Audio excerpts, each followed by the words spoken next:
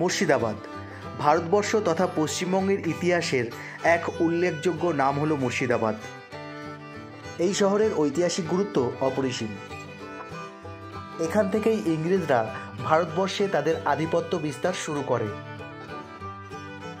1757 সালের পলাশীর যুদ্ধের মাধ্যমে বাংলায় নবাবী শাসনের সমাপ্তি ঘটে এবং ইংরেজরা বাংলার মসনদ দখল করে এবং সেখান থেকেই শুরু হয় ইতিহাসের নতুন অধ্যায়। তাই এবারের গন্তব্য ঐতিহাসিক শহর মুর্শিদাবাদ। এই ভিডিওতে আমি তোমাদের মুর্শিদাবাদ শহর ঘুরিয়ে দেখাবো এবং তার সাথে সাথে মুর্শিদাবাদের ইতিহাসকে যতটা পারবো তুলে ধরবো। আশা করছি তোমাদের ভালো লাগবে। তো গাইজ, আমরা আমাদের জার্নি শুরু করলাম সোনারপুর স্টেশন থেকে। তো আমাদের সঙ্গে কারা কারা আছে দেখে নাও, মানে মাস্ট সো Moni, Buku, Barsha and as usual Samir. তো যাই হোক, আমরা এখন সোনারপুরে, ট্রেন যদিও ছাড়বে তবুও দেখে নাও এটা Sonarpur station by the way. তো এখান থেকে আমরা এখন যাব হচ্ছে শিয়ালদা। শিয়ালদা থেকে আমরা লালগোলা এক্সপ্রেস করে যাব হচ্ছে মুর্শিদাবাদ। তো গাইজ, আমরা পৌঁছে গেছি শিয়ালদা। তো এখন আমরা অ্যাকচুয়ালি সাউথ জোনে আছি, তো এখান থেকে আমাদের যেতে হবে নর্থ জোনে। তোমরা হয়তো জানো ওই সাইডটা দিয়ে নর্থ জোনে যাওয়া যায়। তো সেখান থেকে আমাদের লালগোলা এক্সপ্রেস, প্যাসেঞ্জার না, ওটাই গুলিয়ে যায় খালি। তো সেই ট্রেনে উঠবো। তো চলো দেখা যাক এবার কোন প্ল্যাটফর্মে দিয়ে।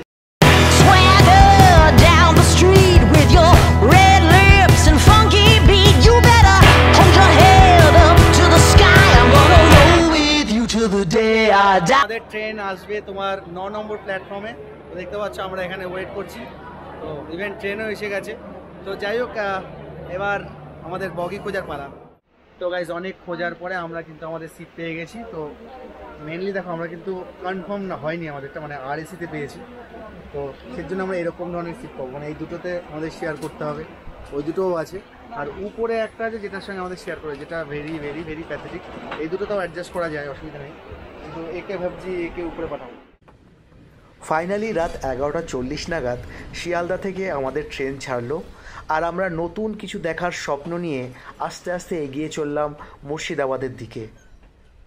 গুড মর্নিং গাইজ, এখন আমরা আছি মুর্শিদাবাদ স্টেশনে। আর এখন টাইম হচ্ছে তোমার 4:13, মানে বুঝতেই পারছো অনেক সকাল সকাল আমরা পৌঁছে গেছি। তাই আমরা এখানে এখন ঠিক করলাম কিছুক্ষণ ওয়েট করবো, কারণ বাইরে তো একদম অন্ধকার, দেখতেই পাচ্ছ। এখন মনে হয় কোনো টোটো বা গাড়ি কিছু পাওয়া যাবে না।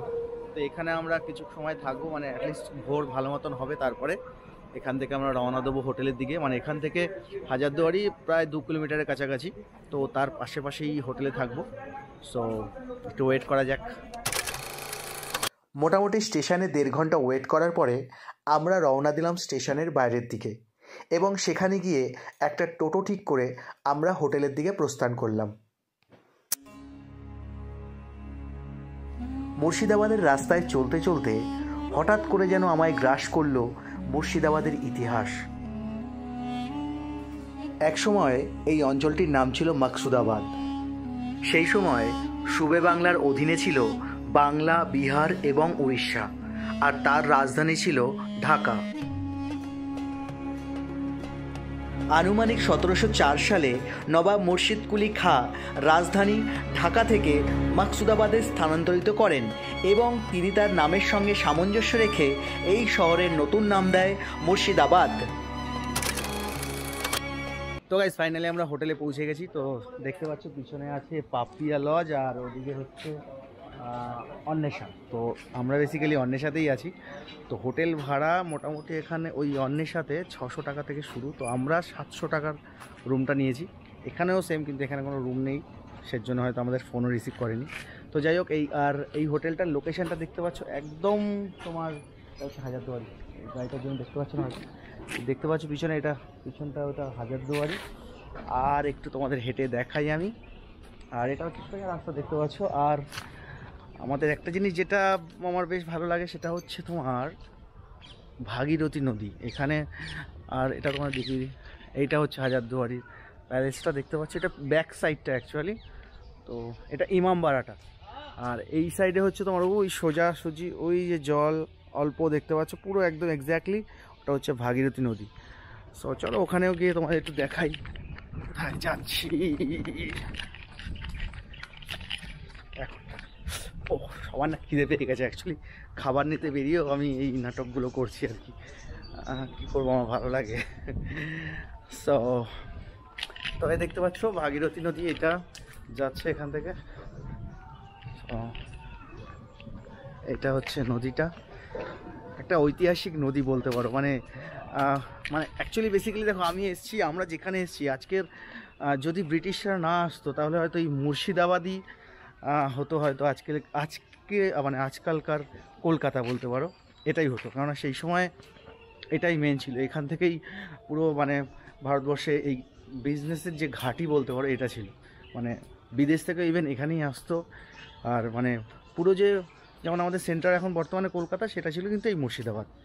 তো যাই হোক, এই আমাদের লোকেশানটা তোমাদের দেখালাম। তো এবার আমরা কিছু খাওয়া দাওয়া করবো, তারপরে সাইট সিনে বেরোবো। তো সেখানে দেখা হচ্ছে 2 hours later। তো গাইজ এখন আমরা যাচ্ছি সাইট সিন করতে। তো আমাদের আঙ্কেল আমাদের নিয়ে যাচ্ছে। তো আঙ্কেল আমরা প্রথম কোথায় যাব? প্রথম যাচ্ছি আমরা সবখানা জাহান কোষা কামান। আচ্ছা, ও জাহান কোষা কামান, সেখানে যাব। তো সারাদিন কাকা আমাদের সাথে থাকবে, আমাদের সারাদিন ঘোরাবে। কাকা এখানেরই বাসিন্দা, তো সেটা একটা সুবিধার ব্যাপার আছে। তো চলো, যেখানে যেখানে যাবো অবশ্যই সেখানের ভিডিও তোমাদের দেখাবো, তো সঙ্গে থাকবো। তো গাইজ এখন আমরা এসেছি জাহান কোষা কামানের সামনে। শাহজাহানের রাজত্বকালে সুবাদার ইসলাম খাঁর আদেশে 1637 সালে ঢাকার দারোগা শের মোহাম্মদ ও হরবল্লভ দাসের তত্ত্বাবধানে মিস্ত্রি জনার্দন কর্মকার এই কামানটি নির্মাণ করে। এই কামানটির দৈর্ঘ্য প্রায় 5.5 মিটার এবং ওজন প্রায় 7,900 কেজি। নবাব মুর্শিদ কুলি খাঁ যখন ঢাকা থেকে রাজধানী স্থানান্তর করে মুর্শিদাবাদে আসেন, তখন সাথে এই কামানটি নিয়ে আসেন। তোমরা না দেখলে বুঝতে পারবে না এটা কত বড়। মানে এখানে এই জায়গাটা যতটা জানি একটা ছেদ মতন ছিল, কিন্তু এটা ভরে দেওয়া হয়েছে। যাই বলো, মালটা কিন্তু একদম দারুণ। তো এই হচ্ছে আমাদের জাহান কোষা কামান। ভিতরে এখান থেকে বারুদের দেওয়া হতো।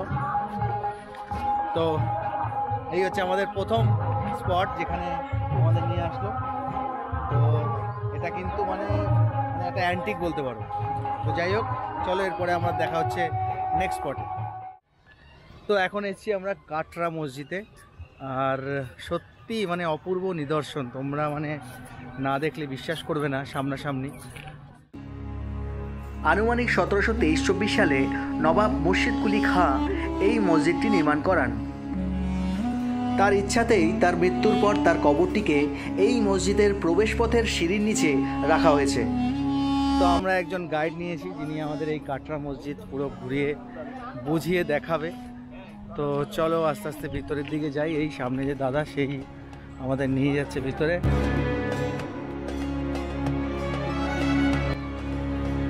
কাটরা মসজিদের ইতিহাস নিয়ে আমি একটা আলাদা করে বিস্তারিত ভিডিও বানিয়েছি, তোমরা চাইলে সেটা দেখে নিও।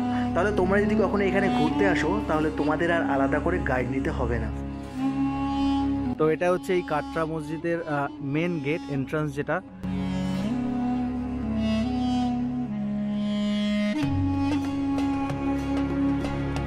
তো এইটা হচ্ছে বাংলার প্রথম নবাব মুর্শিদ কুলি খান।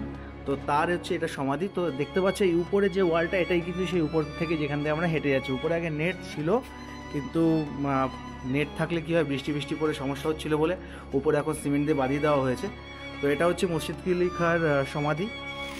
তো যাই হোক, এই ছিল তোমার পুরো কাটরা মসজিদ, যেটা খুবই এখানে ফেমাস একটা মানে সাইট সিনের মধ্যে পড়ে। তো দেখালাম তোমাদের। তো এবার আমরা যাব নেক্সট স্পটে, তো ভিডিওর সাথে থাকো।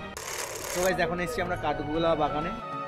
মুর্শিদাবাদের ইতিহাসে এই বাগান বাড়িটির ভূমিকাও গুরুত্বপূর্ণ, তাই এর একটা বিস্তারিত ভিডিও বানানো হয়েছে, তোমরা চাইলে সেটা পরে দেখে নিও। তো গাইস এখন আমরা আছি মুর্শিদাবাদের কাঠগোলা বাগানে। তো আমাদের সঙ্গে আমাদের গাইড কাকা আছে। আমি তো এই জায়গার ব্যাপারে কিছুই জানি না। কাকা কি নাম কাকা? আমার নাম অম্বিকা চৌধুরী, কাঠগোলা গার্ডেন গাইড আমি। তো আমাদের অম্বিকা কাকা আমাদের এই কাঠগোলা বাগান ঘুরিয়ে দেখাবে, বলবে।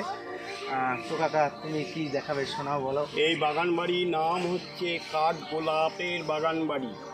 এই বাগান বাড়ি তৈরি হচ্ছে 260 বিঘে জমির ওপর। বাগান বাড়ি তৈরি করান 4 জন জৈন বিজনেসম্যান। গেটের সামনে ডান সাইডে একটি ঘোড়াই চড়া মূর্তি রয়ে গেছে, ওনার নাম লক্ষ্মীপদ সিং দুগাল। টিকিট কাউন্টার ডান দিকে ওনার দ্বিতীয় ভাই জগৎপদ সিং দুগাল, বাম দিকে রয়েছে তৃতীয় ভাই মহিপদ সিং দুগাল। গেটের সামনে বাম দিকে কর্নারে চতুর্থ বা ছোট ভাই ধনপদ সিং দুগাল। এরা 4 ভাই। দুগার টাইটেলটা জৈন। এরা অরিজিনাল হচ্ছে রাজস্থান জয়পুরের লোক। এরা 1780 খ্রিস্টাব্দে বিজনেস পারপাসে মুর্শিদাবাদে আসেন। সে সময়ে ইংরেজ পিরিয়ডের চতুর্থ নবাব ছিলেন মির্জাফরের ছেলে মোবারকউদ্দৌলা। নবাব মোবারকউদ্দৌলার কাছ থেকে 240 বছর আগে 1200 টাকা দিয়ে 260 বিঘে জমি 999 বছরের জন্য 4 ভাইয়ে লিজে নেয়। ফার্স্ট এখানে এসে করে কাঠের বিজনেস। নেক্সট টাইমে 260 বিঘে জমির ওপর কালো গোলাপের চাষ। সে সময় জায়গাটার নাম দেয় কাঠ গোলাপের বাগান বাড়ি। প্রেজেন্ট এখানে কাঠের নেই, কালো গোলাপের আর পরে এমনি গোলাপ কিছু রয়েছে, নামটা চেঞ্জ হয়ে গেছে কাঠ গোলাপ থেকে কাঠগোলা বাগান। কাঠগোলা বাগানে বেশ কিছু সময় কাটানোর পর আমরা এগিয়ে চললাম নসিপুর রাজবাড়ির দিকে। তো গাইজ এখন আছি আমি নসিপুর রাজবাড়িতে, মানে এই তো লেখাই আছে নসিপুর রাজবাড়ি। তো এখানে এইসব জিনিসগুলো তোমরা দেখতে পারবে কি কি আছে। 1776 সালে রাজা দেবী সিংহ ঐতিহাসিক নসিপুর রাজবাড়ি নির্মাণ করান। আনুমানিক 1756-57 সালে রাজা দেবী সিংহ ব্যবসা সংক্রান্ত কারণে পানিপথ থেকে বাংলায় চলে আসেন। তবে ব্যবসায় সেরকম প্রতিপত্তি করতে না পেরে পরবর্তী সময়ে ইংরেজদের অনুগত্যে ট্যাক্স কালেক্টর হিসেবে নিযুক্ত হন। ধীরে ধীরে সেই কাজে পারদর্শী হয়ে হেড কালেক্টর হয়ে যান এবং এখানেই থেকে যান। পরবর্তী সময়ে ইংরেজরাই তাকে রাজা উপাধি দেন। সামনে যে পুরনো বাড়িটা দেখা যাচ্ছে এটা হলো মহারাজ দেবী সিংহ দ্বারা নির্মিত আসল নসিপুর রাজবাড়ি। এবং আমরা ঢোকার সময় যে বাড়িটা দেখেছিলাম সেটা 1865 সালে রাজা কীর্তিজাত দ্বারা নির্মাণ করা হয়েছিল।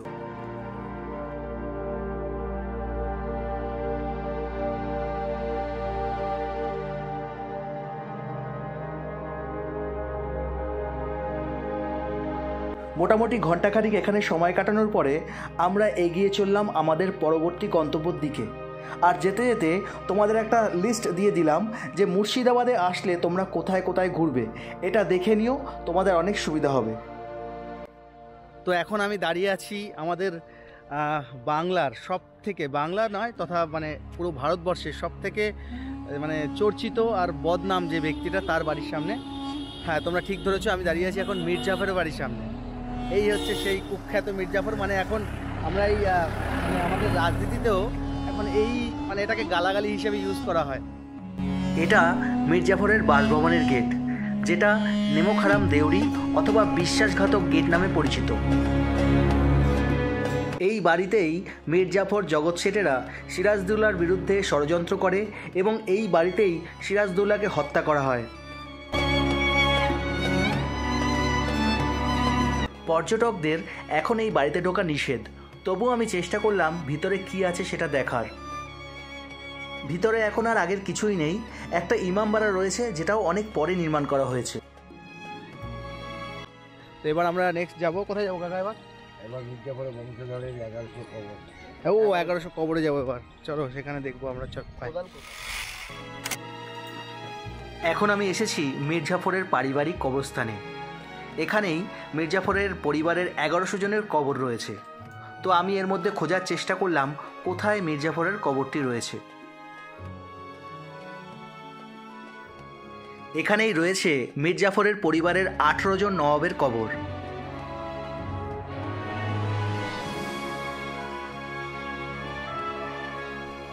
অনেক খোঁজার পর অবশেষে মির্জাফরের কবরটি পেলাম।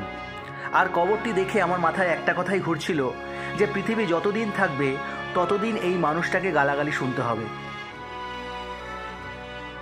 আজকের পর্ব এখানেই শেষ করলাম। যদি ভিডিওটা ভালো লেগে থাকে তাহলে ভিডিওটা লাইক আর শেয়ার করে দেবেন আর চ্যানেলটা সাবস্ক্রাইব করে রাখবেন। পরবর্তী পর্বে আমরা মুর্শিদাবাদের বাকি দর্শনীয় স্থানগুলো দেখব এবং তাদের ইতিহাস নিয়ে আলোচনা করব। ভালো থাকবেন সবাই।